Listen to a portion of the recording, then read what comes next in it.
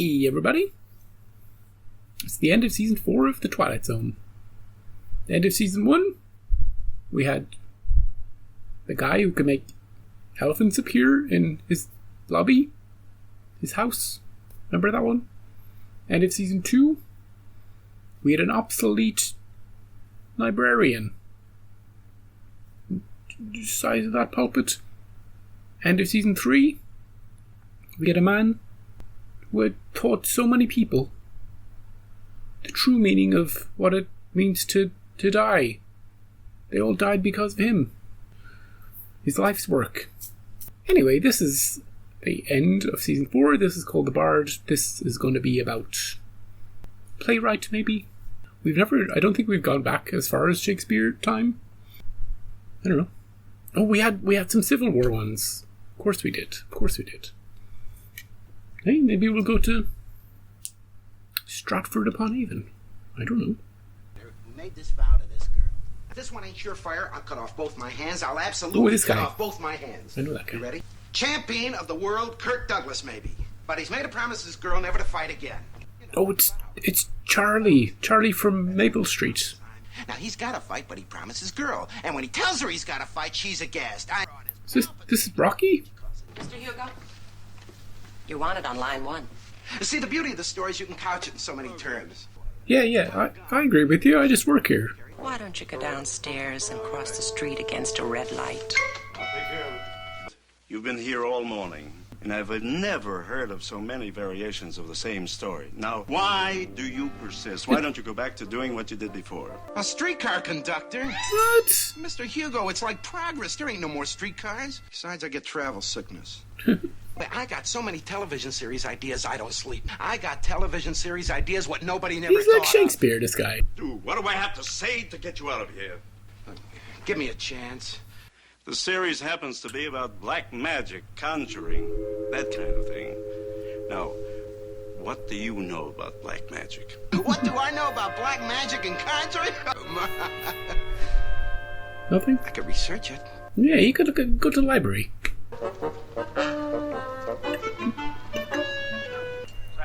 No, I don't want the glove cleaner. I just want a book on black magic.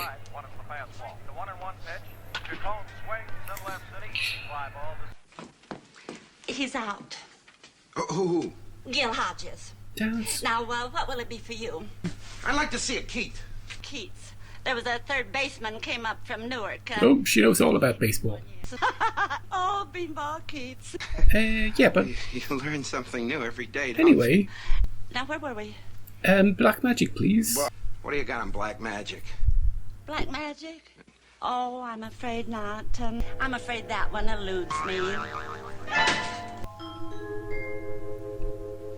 The book of the black art. Yeah. Do that trick again. This book and I've never been introduced. Here, you want black magic? You got black magic. Oh, she don't want anything to do with it.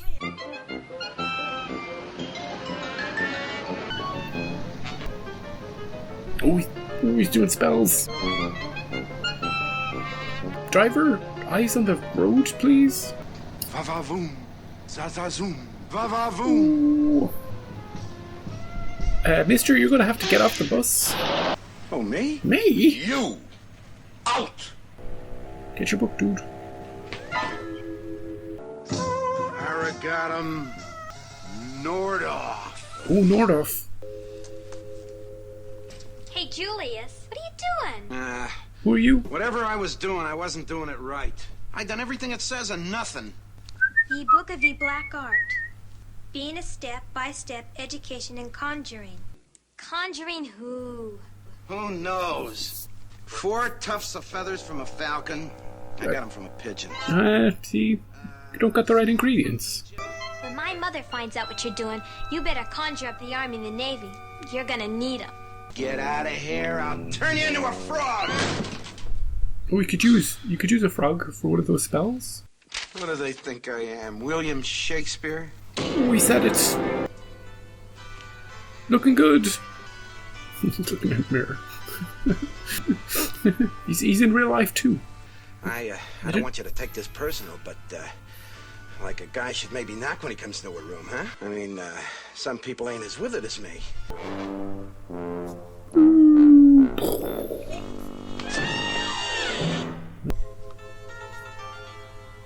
I await your pleasure.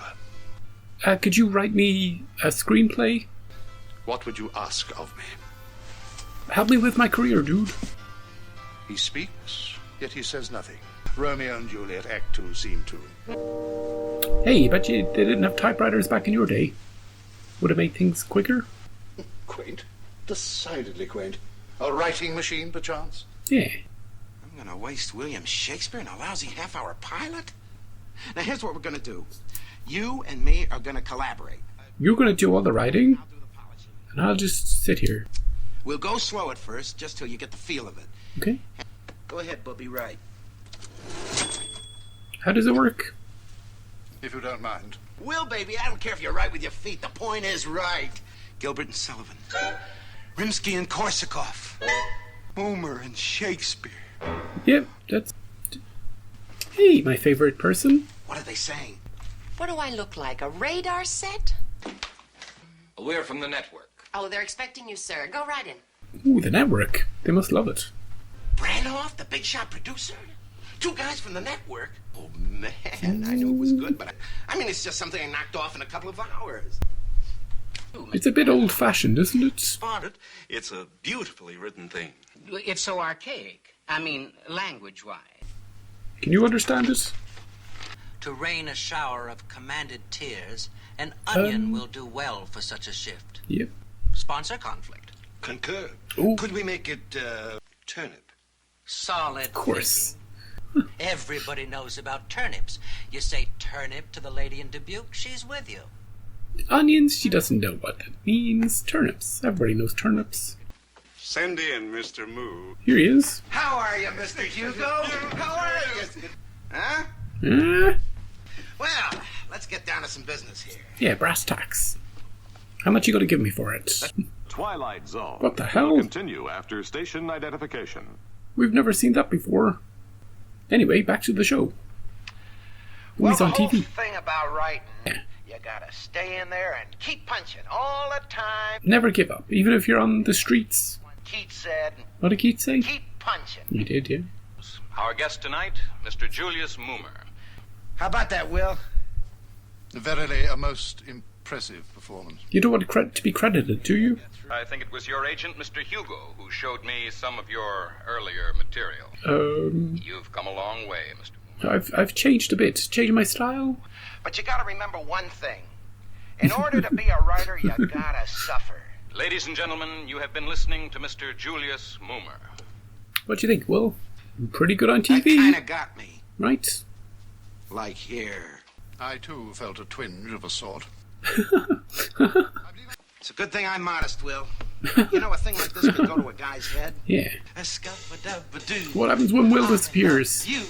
Hopefully he doesn't think he can do it without him. Mr. Moomer, you have not been prone to extend credit where it's due. I mean, how's it gonna look if I go and tell them that a guy named William Shakespeare helped me to write this? Why, They're gonna think I'm crazy, yeah. I finished my task. I will now take my leave. Oh, you're not finished. You can't desert the ship now. Look, we got 100 projects we can do. We'll go to Hollywood, California. The babes out there are crazy about guys with beards. Think about it, Will, the babes. Since you have not seen fit to invite me to the rehearsals, tomorrow I shall do precisely that. I shall survey the actors performing. If justice is done to what I have wrought, Uh-oh. I may remain for a time longer and write other things. Now you're talking. All right, everybody, give me your attention, please. But I'd count it a personal favor if we could get these lines learned by Thursday at the latest. Okay. You know what happens Thursday? We get on a spaceship. I want to take most of this stuff in close shots. And some... We feel ourselves extremely fortunate. Secure the services of Rocky Rhodes. Which one is Rhodes? He's the attractive one in the sweatshirt. Well, he was brilliant in Streetcar Named Desire. Stella! Life and death is waiting for you out in that hallway. When Rocky comes through that door... Yeah, I mean, what is my, What's my tertiary motivation? motivation here? I mean, like any slob can walk through a door. Well, now, maybe I shouldn't walk through the door at that moment. It's on the basis of that answer that I find my motivation. He's gonna make him an offer he can't refuse. What's his name?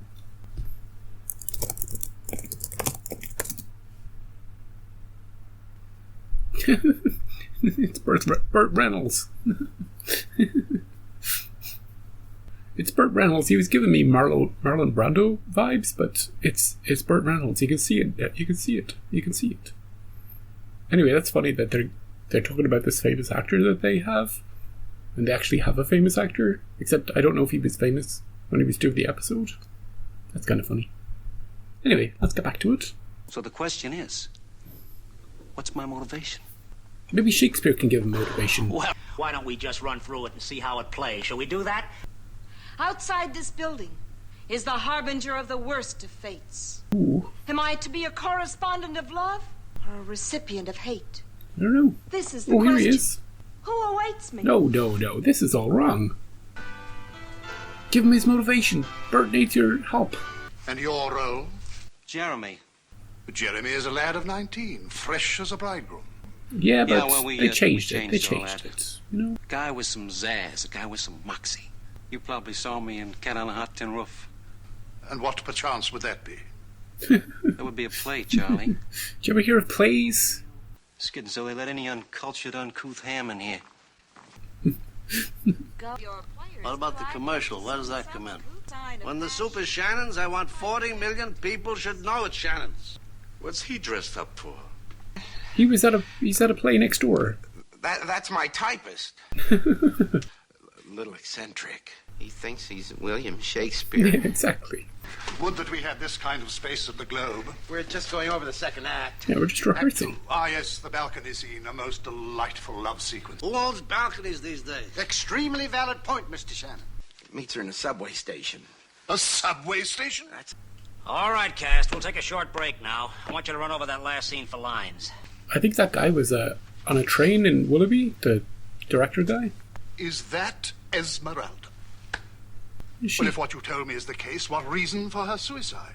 Suicide? What's with this suicide? That's definitely out. We wrote that out. The Shannon Food Company is paying this kind of money to make people sick? Think of the Shannon Food Company, Will. Enough of that idiocy. Just as a point of interest, what do you got against Stanislavski? You. Oh, we sacked him one. Hey, Will, what am I going to say to him in there? What am I going to tell him? Tell them foolery, sir, does walk about the orb like the sun. It shines everywhere. They won't understand. They'll try and change it. To you, Julius Moomer, lots of luck. He got him. You don't need Shakespeare. They're changing it all anyway.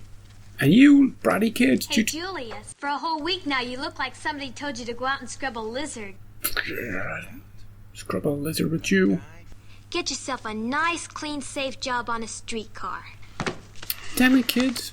They already talked about my next assignment, a 2.5-hour spectacular in American history. What do you know about American history? You can research it. Go to the bookstore. Zazazoom. Zazazoom. Alakazam.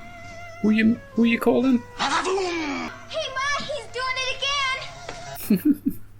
Snitch. The American history thing. Well, did he get Abe frankly, Lincoln? Mr. Branhoff, I haven't been able to reach him. He's outside. He's got some people with him. Ooh. Yes, I'll get back to you right in a minute. Yes. Who's he up with him? Mr. Hugo. Now, I'd like you to meet my staff. Are they all the presidents of the United States? George Washington. Oh, there's who I was waiting for. Abraham Lincoln. You know him because of his hat. Pocahontas. Pocahontas. Theodore Roosevelt. What about Johnny Appleseed? What about him? A streetcar conductor with delusions of authorship. Remember a thing called poetic license, and another thing called the Twilight Zone. Okay. Fun fact, they actually got all those people at the end to star in it. They just got them. They used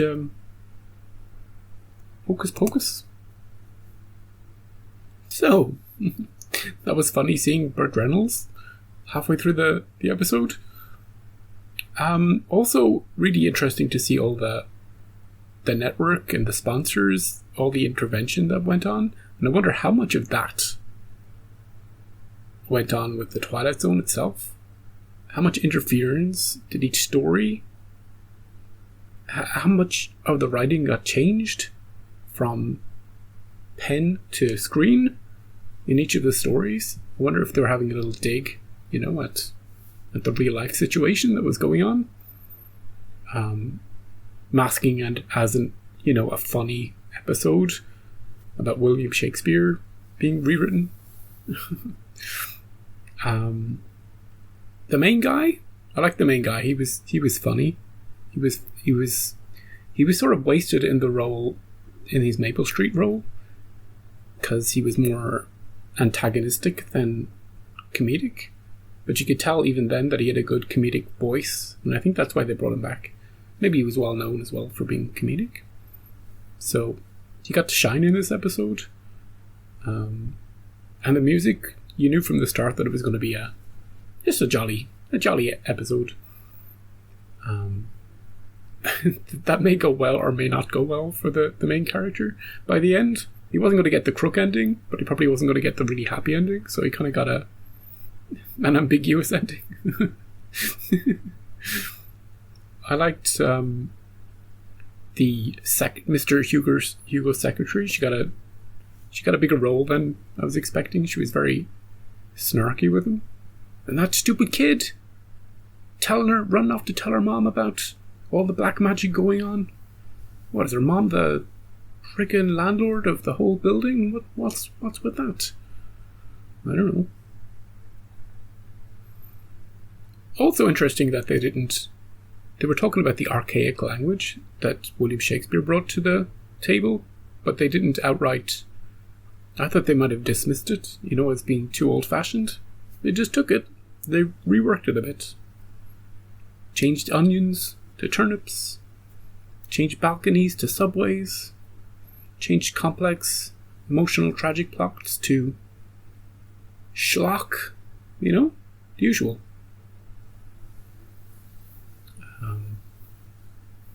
So yeah, a jolly way to end Season 4 of The Twilight Zone. Next week we'll have Season 5. We'll be back to the shorter episodes. So that'll be a little bit of an adjustment. I'm expecting there to be very little filler in those episodes when I go back. I'll be curious to see what kind of changes there are. And it's going to be the final season. So thank you for joining me for Season 4 of The Twilight Zone. And come back next week for Season 5. I'll see you then.